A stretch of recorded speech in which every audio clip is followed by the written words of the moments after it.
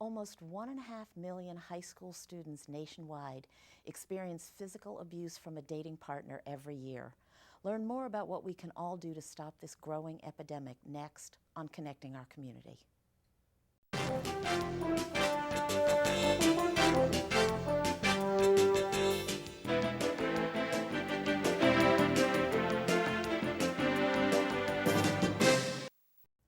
Hi, I'm Pat Shoemaker, and welcome to Connecting Our Community.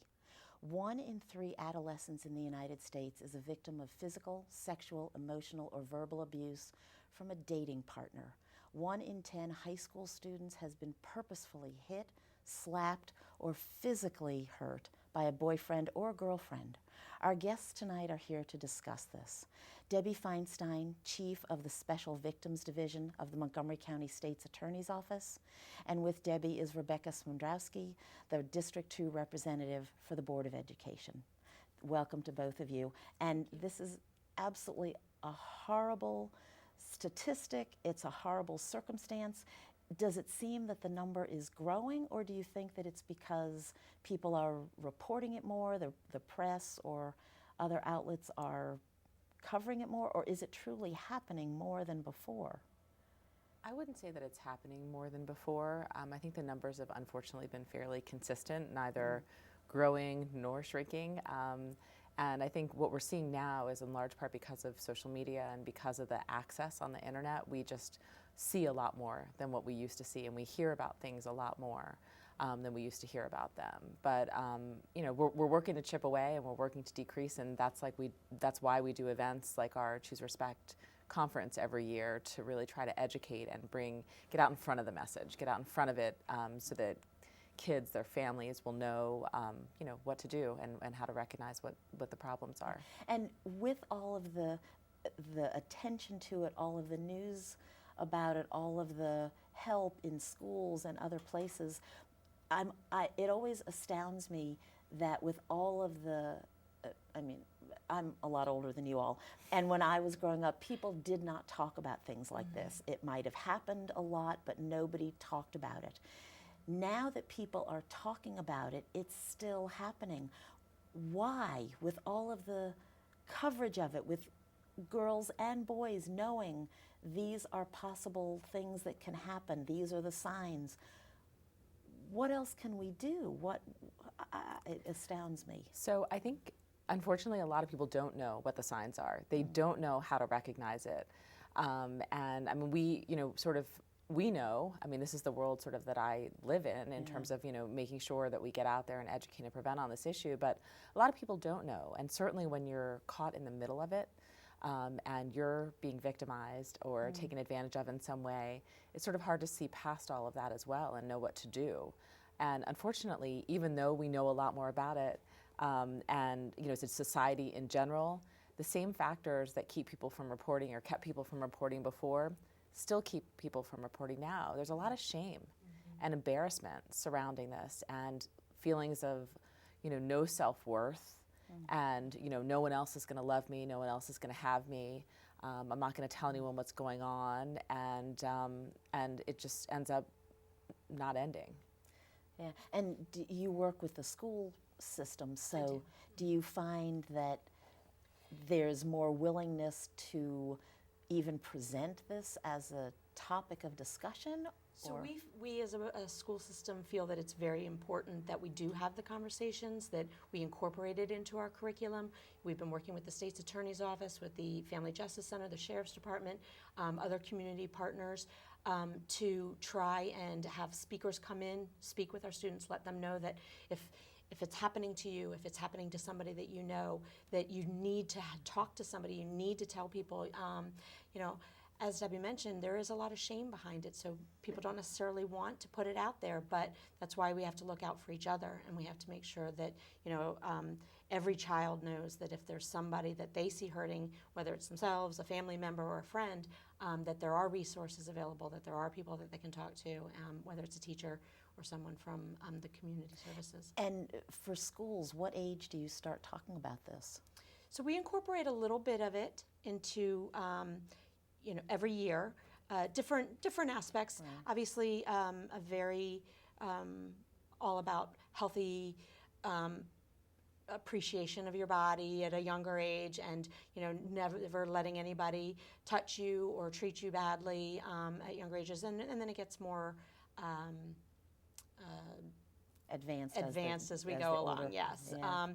The Choose Respect conference is really generated for secondary level schools. So our middle and high school students is where we're really making the greatest push right now to make sure that we're having those conversations. Yeah. And do you find that victims are younger and younger as the years go by, or is it always consistently between 15 and 17, or between 13 and 14, or? I mean, the greatest prevalence statistically is between 16 and 23. That having been said, there are significant statistics associated with kids as young as 6th grade. And because kids in 6th grade now, I mean, we may not want to believe that they're dating, but they do. And again, a lot of this happens without adults' knowledge, and so it also happens without really knowledge of what a relationship is supposed to look like, and what it's supposed to feel like, and what you're supposed to do, and what you should expect from the other person. Certainly a 12-year-old to be put in that position. So our program actually for 6th and 7th graders, we have a program called #HealthyFriendships. It's actually, that's the core of our annual conference, is 2 workshops, #HealthyFriendships and It's Not Love. These are programs that have been designed by the Jewish Coalition Against Domestic Abuse, and have been designed by professionals to be age appropriate and to speak in the language of the kids, really. And so in 6th and 7th grade, again, it's more of a focus on just friendships and relationships. And then 8th through 12th grade, it really transitions a lot more into sort of more of the dating type relationship, and that just sort of tracks their educational and emotional social development and that sort of thing. Yeah. And do you find that parents buy into this, or are you getting any kind of pushback from parents saying, "Yeah, I don't want you to talk to my kids about, We just had this conversation yesterday, actually, and talking with some of our principals and stuff who are helping to try and let people know about the conference. I do think that I think that there are concerns from parents that this may seem as though we're trying to encourage teens to date. And I think sometimes, particularly with the expansion of social media, kids they date online. Dating has changed a lot, and kids can have relationships that parents may not even necessarily be aware of because they're not necessarily out of the house all the time. And abuse is not just physical, but it can be emotional, and we see a lot of that online, through text messaging, social media apps, kids doing inappropriate things with their phones and with their devices. So I don't know that I'd say it's pushback, but sometimes it's just a lack of awareness, for parents to know what their kids are doing. I mean, I think also, you in some ways you don't want to necessarily, know that your kid, who's your kid, is is at an age or a stage in their life that they're ready to engage in these types of relationships. But we know, again, realistically, we know that it's happening, and we want to encourage them to make healthy, positive choices. Really, the dynamic of an unhealthy relationship is where one person in the relationship takes all the control and exerts that control over the other person. And it's really, it boils down to kind of as simple as that, and that can be applied really to any of the situations that we think about when it comes to unhealthy relationships, whether it's about money or about the time that someone spends with the other person, trying to control that, trying to control what extracurricular activities the other person is doing, whether someone can go to beach week.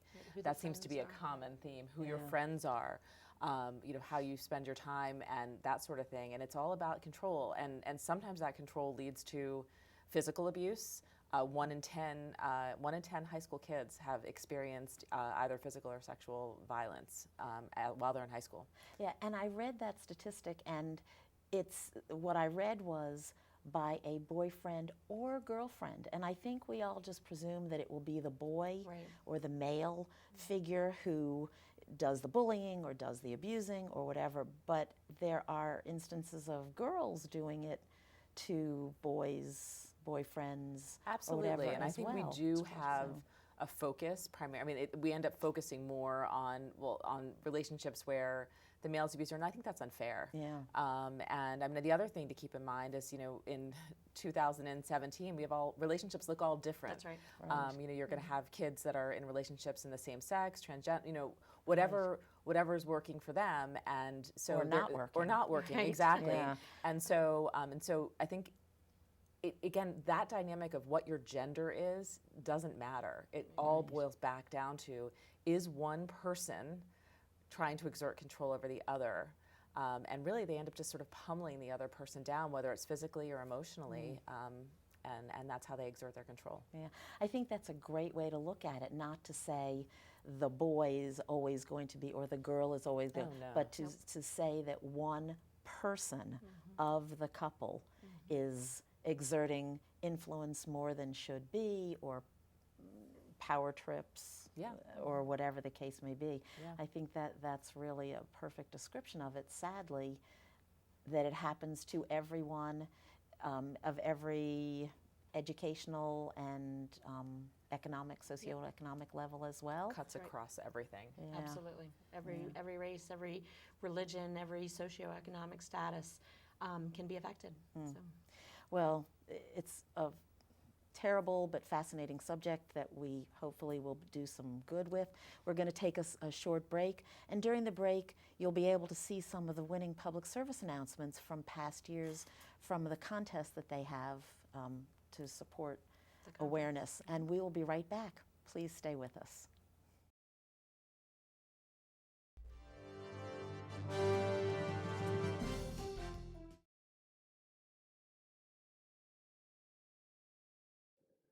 He loves me. I'm never gonna leave him. He always compliments me. He's always there to pick me up when I fall. My relationship is perfect.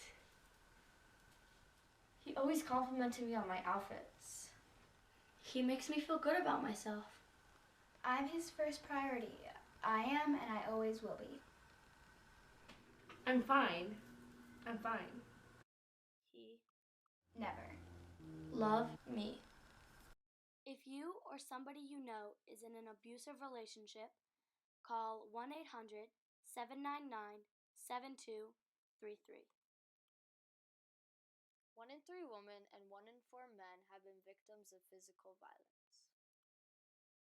Don't be silenced. Say no to domestic violence.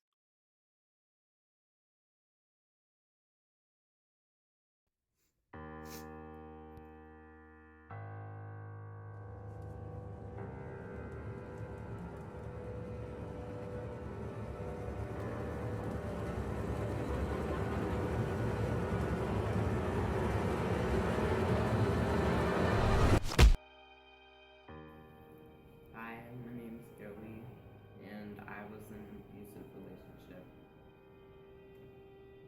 Young adult dating violence is a serious issue affecting youth across the nation. 1 out of 10 high school students has been physically abused by a boyfriend or girlfriend. Nearly 1.5 million high school students nationwide suffer physical abuse from a dating partner in a single year. Abusive relationships don't have to be forever. You can get help There are various hotlines and support groups. that will help you if you give them a call. Gay, Bi, Lesbian, transgender, white, black, Hispanic, Asian, Middle Eastern. everyone. Abuse does not discriminate. So tell us how it started. It was sudden and really unexpected. I felt as though I didn't know who he was anymore. I thought that maybe he would come around after I gave him some Time, but he didn't. And how old were you? I was 14. 17, 13. 15. What did he do? He told me that he loved me. Said that he Was fixing me. He hit me, Punched and kicked. made me cry. but I stayed because afterwards he'd tell me that he was doing it because he cared. I had fallen into his twisted game. And how did you deal with that? I covered my bruises. Put on a smile, anything to make sure. No one would know. The best thing that ever happened to me Was when I told somebody. They protected me. And I found the courage to finally say, no. things have changed since then. And I'm happy for that. If you could say something to those who are going through what you did, what would it be? No one deserves it.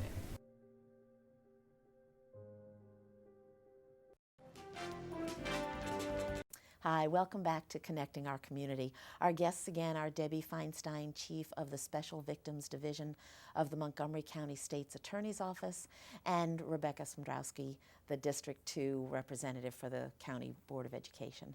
So just before we went to the break, I mentioned that during the break people would be able to see some of the public service announcements, but I didn't give any kind of an introduction, so I apologize for that.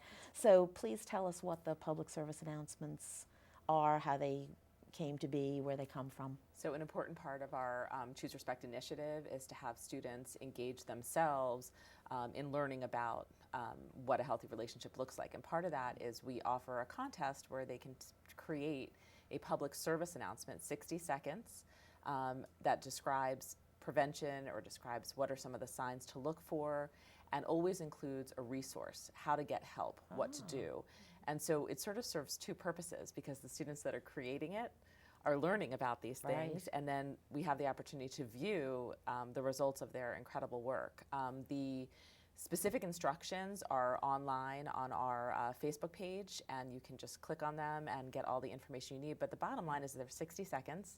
You need to promote a resource, and you can work alone or you can work in a group, and you need to be in grades 6 through 12, and that's pretty much it. That is really exciting. And do you provide any kind of video facilities or studios or anything, or is it up to the students completely? Up to the completely? students, and probably most important thing that I should say is that there are actually cash prizes for the winners. So good prizes. So we're grateful to Verizon, who through the Family Justice Center Foundation has offered a grant to help support this contest, and the winning group or individual gets $1,000. Wow. Second place $750, third place $500. And this year, for the first time, we're going to have a fan favorite, which is going to be through voting, direct voting from students. And I think Rebecca was going to talk a little bit more about that. It's a super exciting initiative that we've done with Montgomery County Public Schools. Yeah, that's something great. I'm really excited about. You know, in an effort to further engage and excite and have our kids be fully participating, we have MCPS developed a Google app for education, where the videos will be able to be submitted through that. Once the submission window closes, the committee will narrow it down to 5 semifinalists, 5 finalists. Those 5 videos will then be shown in our secondary schools, where the students will be able to participate in conversation with their teachers and with each other, and they'll vote through either their phones or on their Chromebooks in class, and the votes will on their favorites. They'll vote on their favorites. The votes will automatically be tallied, and the winner will be deemed the fan favorite. And you know, we're currently in the process of getting some sponsorships on prize for the winners of that category.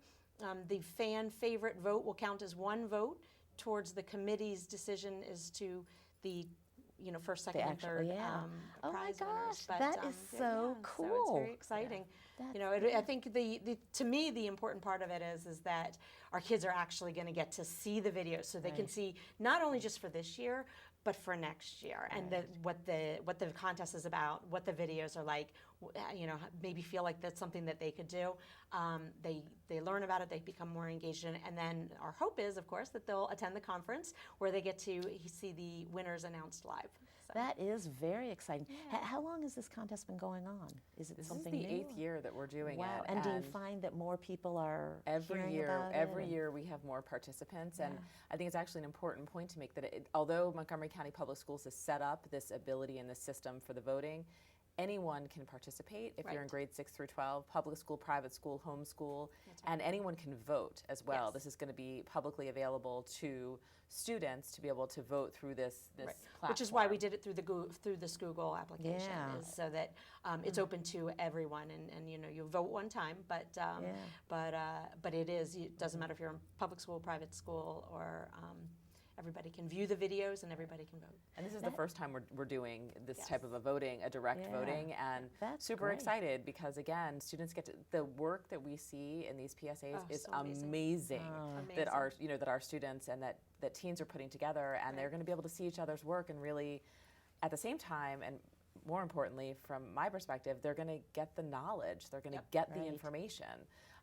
You know, even if it's in the 60-second blip, if it reminds them or makes them think about it when they're in a situation or their friends in a situation, that makes all the difference. Exactly. And I think the point is to get students engaged. Are you finding that it's sort of weighted for the high school students because they're more technical? Or no? Actually, No. the opposite. No? Several of the Really? winners over the last number of years, including last year, the 2016 winner was a middle school group. Really? Oh yeah. Oh my The middle goodness. school entries are outstanding. Yeah, I mean, it's just it's creative because they're sort of unbound. They're still young enough that they don't necessarily care what everybody thinks. I don't of them. know. You know, I How really funny. don't know, Pat. I mean, you know, I think each PSA is different and expresses creativity, and each student is different that puts it together. And you know, we're not looking for anything in particular, but you kind of know it when you see it. And we just are really lucky to have such creative, thoughtful kids in our community. Oh, that's wonderful. And so, for students to view this, is there also an opportunity for parents or Yes, people absolutely. who aren't associated parents with can the vote. school? Oh, that's So, good. yeah. But I think it's just as important for parents to know Absolutely. these are the things that are happening, these are the warning signs, this is what you should look for, as it is for the kids, the students themselves, don't you think? Absolutely, and I think you're actually raising a really important point, which is the Choose Respect annual conference has several different tracks. We have a parent program, so it's not just for students. In fact, I think at this point we already have many parents that are already signed up for this year's conference, and we're very excited about that. We offer the program for parents and students in English and in Spanish. And it gives parents an opportunity to learn about the same things that their kids are learning about, so they can hopefully have a conversation about it and just kind of know what's going on. But the parent education, equally important. Yeah. Is there any kind of a takeaway? Will there be a manual? Will there be a text or There's a lot of handouts or resources things like that, provided. so that We have a folder of resources that we hand out, even though maybe paper is getting to be a little passé. Well, we do. I'm the Everybody paper leaves. person. Me Me too.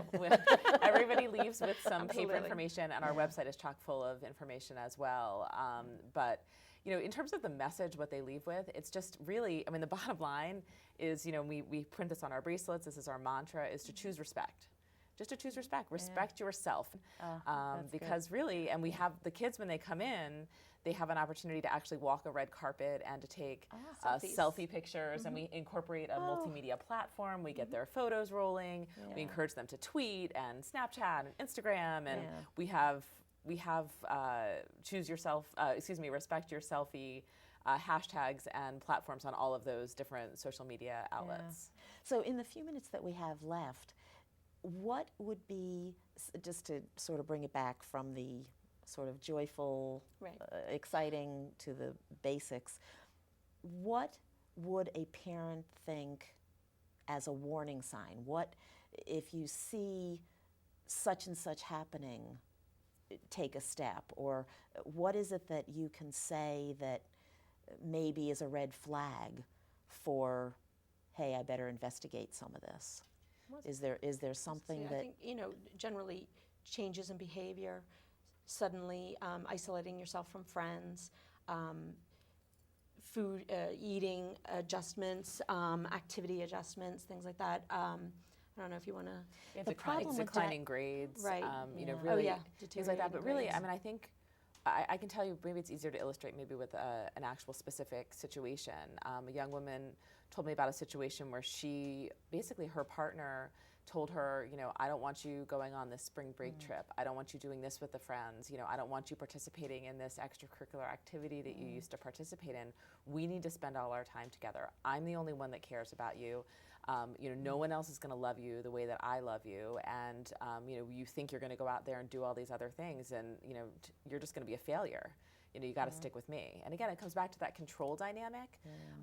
But really, kids changing their routines and patterns and behavior and isolating themselves or suddenly changing friends or having fewer friends, those are things to really be on the lookout for, as well as the physical signs, changes in diet and that sort of thing, and physical external signs, hair loss. I mean, these are all things that the stress can cause. Yeah. Some of the things that you were saying there, Rebecca, seem to be just such typical high school or teenage things, not wanting to talk to anybody or, things like that. So I think you would almost have to look more for the physical.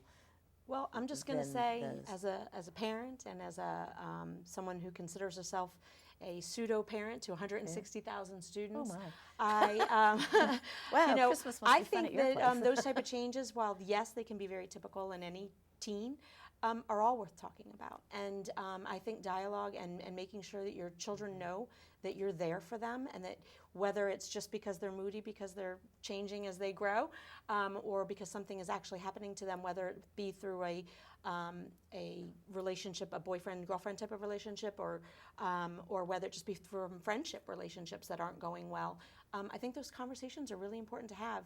Mental health issues are a serious concern in our schools and for our children and in our county. And yes, we need to definitely look out for the physical abuse signs. But when a child's suffering, they need to know that there's an adult who's willing to say, "Hey, what's going on with you?"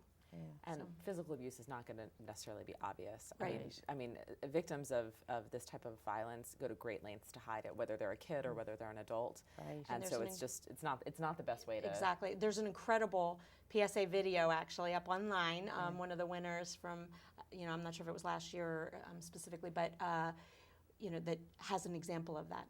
A girl who's covering her bruises with makeup, but in the meantime, it's what's going around in the background in her mind and the voices that she's hearing that is what's really destroying her. So yeah, it's just such an important topic. It's something that has gone on for so long, but hopefully with all of your information, your help, your work, it will slow down. I don't know that it will ever disappear. Do you have hope that it will ever? I mean, stop? Absolutely. I always hope. Oh, well, absolutely. You always have hope. You always hope. And certainly, as you said earlier in the show, we're talking about this more, and it's getting more out in the open. And the more that we can talk about it, the more we can get it out in the open, the more people are going to be able to report when it's happening to them or to a friend, because it's not going to be in the dark. Exactly. And And hopefully it won't have the same stigma that it has had in the past. And that's it, the stigma.